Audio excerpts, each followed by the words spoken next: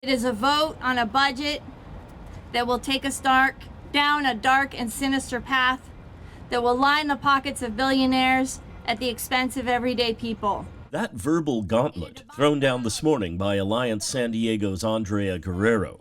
This news conference at the County Administration Building was one of 3 held this morning, the others in Bakersfield and Anaheim.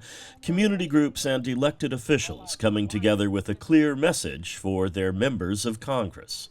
It is an immoral piece of legislation that would make devastating cuts to the programs that working families, seniors, and young people in San Diego County rely on every single day. The demand that San Diego's congressional delegation oppose the proposed budget was directed at all 5 members, but the delegation's lone Republican, Representative Darrell Issa, was singled out for special attention by one of his constituents. This is a message to all of San Diego's congressional representatives, especially Congressman Issa. Will you stand?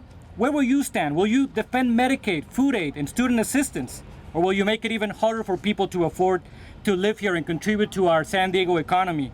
This morning's news conference, with its pleas and demands of elected officials, was followed by another one later in the morning inside. That one featured a warning.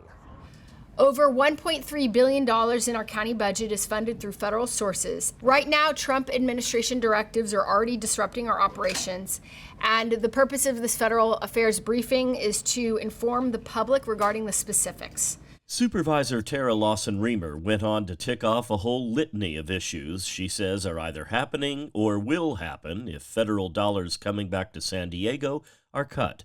They include funding for disaster relief, for shelter and other services to get people off the street, public health funding, money for environmental issues, including the cleanup of the Tijuana River sewage crisis. The list goes on, but the message is clear. Whether it's through executive orders or a slashed federal budget, these community activists and elected leaders say San Diego County residents who aren't millionaires or billionaires will pay the price. John Carroll, KPBS News.